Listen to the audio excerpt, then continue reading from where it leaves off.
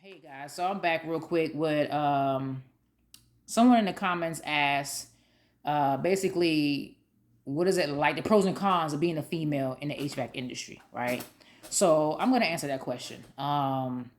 Honestly, the homes I go to, because where I live in Atlanta, and the part of Atlanta I live in, I get a lot of elderly people. You know, majority of the people that I go to their homes are women. They are. And then sometimes I do have men. I go to their homes and they're shocked to see that it's a female who's a technician. They laugh and they shock and like, oh my God, they've never seen a female before. But honestly, once I'm in the house, the guys, they'll always say to me, if you need anything, let me know. And they go about their business. They'll say, I'll be downstairs. I'll be in my office. I have a call, or if he's in the house by himself, 15, 20 minutes later, the wife comes in the house. The kids come home, or he's in the house with the dog, or, home with the kids. So I've only dealt a few times where I was in the house with a guy by himself and he was nowhere near me.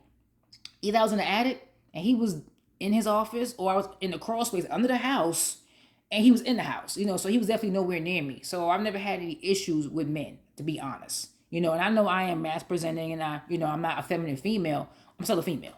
And some guys, they egos get to going when they see women and stuff like that. But honestly, I really haven't had any issues with being a female in this industry. People, the women, they love it. They get excited when they see me. They're like, yeah, girl power, female. They love it. They really, really do. The men, they'll tell me, they'll applaud me, be honest.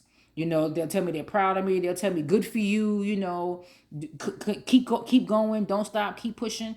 So these are the responses that I get from men, to be honest. I've never had any bad experience, being in a house with a guy. But if you feel that you might be a little nervous, keep something in your pocket, in case not saying it's going to happen, because in reality, when you get the company you work for, you're being dispatched. Okay. So they have the homeowner's address, they have their names, they have all the information, just like the homeowner has your name as a technician and what you're coming to do in their home. Information is shared. So you're not going out there and the company don't know you're out there. They know what time you're supposed to be there. They know what time, between what two times you're going to be there and what service you're providing.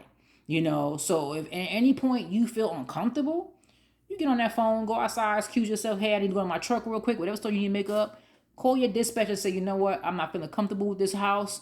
And they will remove the call off you and they'll reschedule the call and send somebody else there. They will absolutely do that for you. If at any point you feel uncomfortable being in a house, or the homeowner as a man makes you feel uncomfortable, you can always go ahead and say, hey, this is what happened. And they will make sure that you never go to that person's house ever again. Okay. But like I said, for me, I haven't had any issues, so the pros and cons, going on to the crawl space. That's a con. Okay. Because some crawl spaces, are immaculate and some of them not so much. And if you're a person who doesn't like to get hot and sweat, an addict, you're gonna sweat. You're literally in a sauna with your clothes on. That's the best way I could describe an addict. A sauna with your clothes on, especially right now in the summertime. Okay? So anyway, I hope that helps some of you who may have also, had that question in their mind about the pros and cons of being a female. All right? Appreciate y'all.